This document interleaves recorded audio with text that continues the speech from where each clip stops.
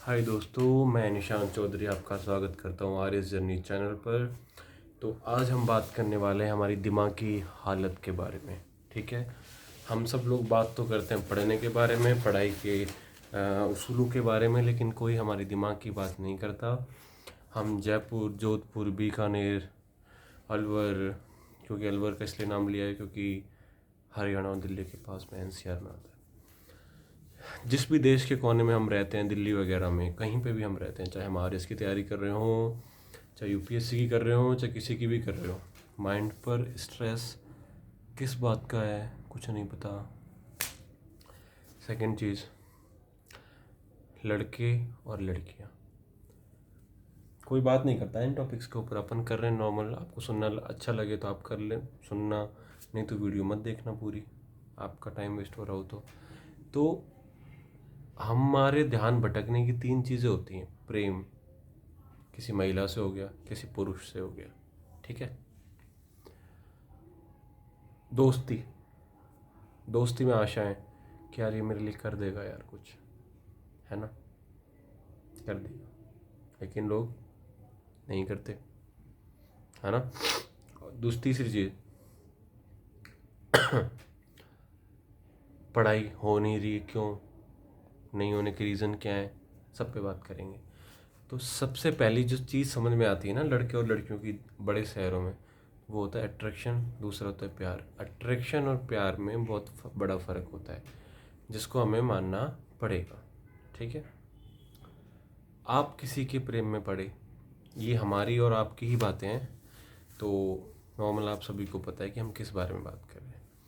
आप लोग प्रेम में पड़े, आपका हिस्सा डाइवर्ट होगा पढ़ाई से और थोड़ा प्रेम से, ठीक है।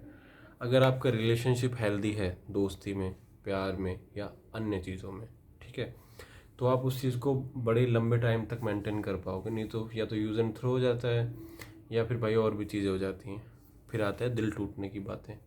जब दिल टूट जाते हैं तो हम पढ़ नहीं पाते, और भी चीज़ हो जाती हैं, कॉमन चीज़ है भाई, नहीं पढ़ पाते।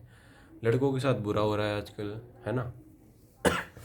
तो देखो, दो चीज़ें होती हैं। अगर तुम्हें कोई इंसान तुम्हारी लाइफ में चाहिए तो प्रयास करो, और सीधी सीधी बात होती है कि या तुम्हारे दोस्त तुम्हें परमानेंट चाहिए तो तुम्हें कुछ ना कुछ खुद की तरफ से भी करना पड़ेगा, सामने वाले के एफर्ट्स भी लगते हैं, दोस्ती में, प्यार में, सब चीज़ों में। और करियर का भी सेम समय ही होता है। बहरहाल हम बात कर रहे थे इन टॉपिक्स के ऊपर, तो मैं ये भी आपको कहना चाहूँगा कि अपना दिल दुखाने का मौका दोस्तों को, रिश्तेदारों को, किसी को भी नहीं देना होता है, ठीक है। भाड़ में जाए ऐसी खुशी जो हमारी खुशी को मार दे, ठीक है साहब। और हम बात कर रहे थे दूसरी चीज़ के ऊपर, समाज। समाज क्या है? समाज एक नंबर का एमसी है, ठीक है, सॉरी टू से। कहीं काम नहीं आएगा। काम आएगा पता है कहाँ पे? जब तुम्हारी बहन की शादी होएगी, भाई की शादी होएगी, घर में बच्चों के कुआ पूजन होंगे, तो समाज क्या आएगा पता है? क्या लेने आएगा? लाओ साहब हमें हमारा अधिकार दे दो। क्या दे दो? अधिकार दे दो। अधिकार चाहिए समाज को। क्या लेना आएगा अधिकार में? भाई कोई बर्तन दे दो, भाई कोई थाड़ी दे दो, कटोरी दे दो, गिलास दे दो, उन्हें दे दो, है ना। पूरे राजस्थान में ये तो चलता है समाज में कि थाली दे दी, गिलास दे दिया, क्या दे दिया। हाँ, समाज वो लेके चला जाता है अपने घर पे। साला समाज आज तक भाई साहब लव मैरिज के खिलाफ तो रहता है। समाज महिलाओं को घूंघट करने पे भी ज़्यादा फोकस करता है ना। दूसरी चीज़, समाज पे वो लड़के नहीं सुधरते जो, मतलब देखो सब में ऐब होते हैं सब टाइम पे, तो जो लड़के बिगड़ रहे हैं उनके ऊपर भी तो समाज की जिम्मेदारी बनती है। हमें तो हमारे घर वालों ने खूब कोटा है भाई, हमने तो मार खाई है, तो हमने दारू भी नहीं परी, नॉन वेज वगैरह तो हमने कुछ नहीं खाया, ठीक, पिट लिया, हम खूब पिटे घर वालों से, मास्टरों से। तो एक चीज़ हमेशा याद रखनी है कि अपने आप को फर्स्ट पे रखना है भैया, फर्स्ट पे। आंसू पहुँचने ना समाज आएगा, ना घर वाले आएंगे, ना मामा आएंगे, ना बुआ की तरफ से कोई आएगा, हम अकेले रह जाएंगे, समझ गए? कोई नहीं आने वाला। तुम जो सोच रहे हो ना कि मेरा सगा भाई साथ दे देगा, मेरे पिताजी मुझे ये कर देंगे, मेरे सगे मामा मेरे लिए कर देंगे, मेरा भाई मेरी बुआ के उधर के वो लोग ये कर देंगे, भैया कोई नहीं करेगा, आपको खुद को सरवाइव करना पड़ेगा। और सबसे घटिया बात आप सुनना चाहोगे क्या होती है? सबसे घटिया बात होती है कि बेटा आपका रिजल्ट क्या रहा, आपके रिजल्ट क्यों नहीं आ रहे? साले तुम इतने अगर परवाह करते तो हम जब लाइब्रेरी में पढ़ रहे थे तो तुम हमारे लिए पानी का पूछा था तुमने कि तुमने पानी पिया कि नहीं पिया? नहीं पिया। तुमने कभी पूछा कि भाई साहब हमारा मामा का बच्चा, बुआ का बच्चा, बुआ की बच्ची, ये बच्ची, भाई का बच्चा, भाई की बच्ची पढ़ रही होगी, पढ़ रहा होगा, तो हम उसको कुछ 1-2 हज़ार रुपये ट्रांसफ़र कर दें? क्या किसी ने किया? नहीं किया। तो वो हम लोगों से क्यों आशा करते हैं कि वो किस अधिकार से हमारा रिजल्ट पूछने के भागीदारी होते हैं कि हम उन्हें अपना रिजल्ट बताएं? क्यों बताएं?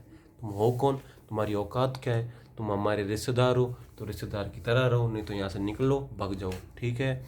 और मैं मेरे घर में अकेला लड़का हूँ, तो सिंपल सी बात है कि मेरे पापा रिश्तेदारी बहुत निभाते हैं और हम भी उनको निभाते हैं। लेकिन अगर मैं किसी चीज़ को बोल नहीं सकता तो मैं मरा हुआ व्यक्तित्व है मेरा, ठीक है?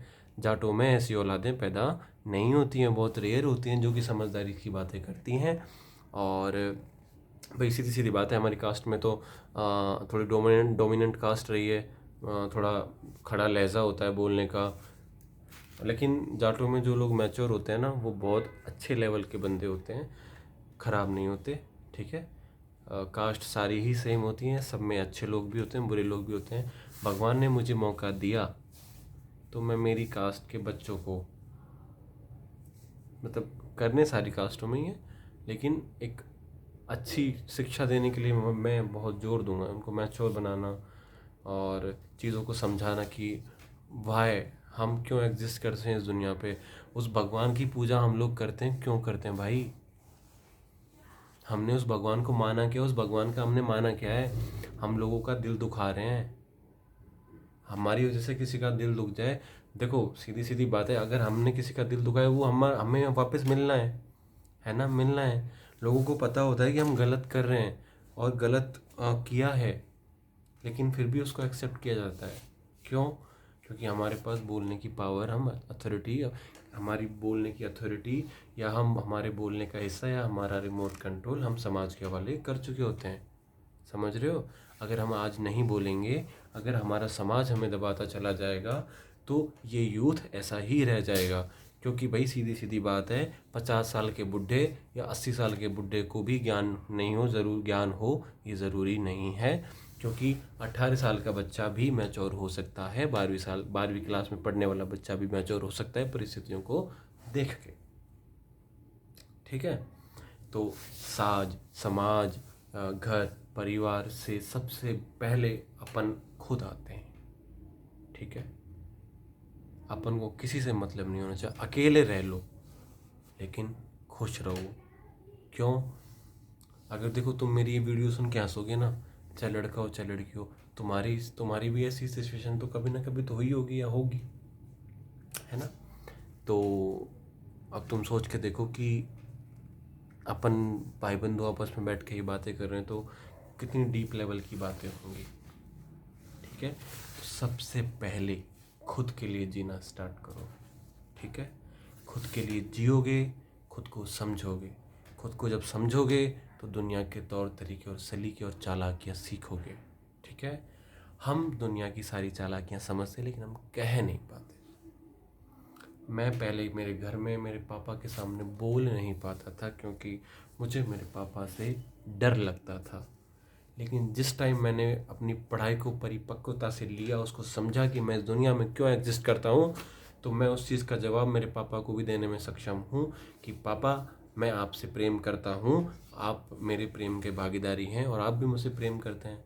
और मैं मेरे पापा को सही और गलत के बारे में राय भी ही दे सकता हूँ।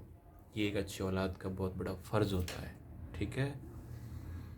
हमने पढ़ाई करी है हमारे खुद के लिए, और आप लोग पढ़ाई करें खुद के लिए करें। नौकरी लगे नहीं लगे वो बात की बात है, पहले खुद को समझो, खुद के लिए जियो और खुद के लिए मर जाओ। आदमी अकेला आता है, अकेला जाता है, ठीक है? खुश रहना है लेकिन लोड नहीं लेना है किसी भी चीज़ का, समझ रहे हो। तो ज़िंदगी में काम आएगा सिर्फ कौन काम आएगा? खुद, तुम। तुम्हें रोटी कौन देगा? तुम खुद रोटी कमाओगे। तुम्हें समझेगा कौन? तुम खुद समझोगे। कोई, तुम जितने भी लोग वीडियो देख रहे हो ना, तुम खुद समझोगे। तुम्हारी परिस्थितियाँ चेंज कौन कर सकता है? तुम खुद कर सकते हो। सिंपल सी बात। तुम्हारा कोई साथ दे तो दे, नहीं दे लाठी उठाओ, अकेले चलो, खड़े रहो। मैम के गांधी जी को देखा है ना, तो वो सारी चीज़ें अकेले करते थे भाई। इतनी लेजेंडरी क्लास परिवार से बिलोंग करते थे वो, तो कहाँ पहुँच गए। तो आप लोग भी कर सकते हो। जहाँ पे आपके इमोशंस की कदर हो वहाँ रहिए, सामने वाले को भी खुश रखें। आपका दोस्त, आपका भाई, आपका परिवार, सबको खुश रखो। लेकिन आज भी यही चीज़ कहना चाहूँगा कि जैसा कि मैं रिद्धि सिद्धि चौराहे पे जितनी आसपास की कोचिंग है मैंने कभी देखी थी, तो सभी लोग स्ट्रेस ले रहे हैं। जिस स्ट्रेस का कोई हमें मतलब नहीं पता चलता है, तो ऐसे स्ट्रेस का कोई फ़ायदा नहीं लेने का कि जो हमें अंदर से खुद को खोखला कर दे दोस्तों। तो मेहनत करते रहो। Good night.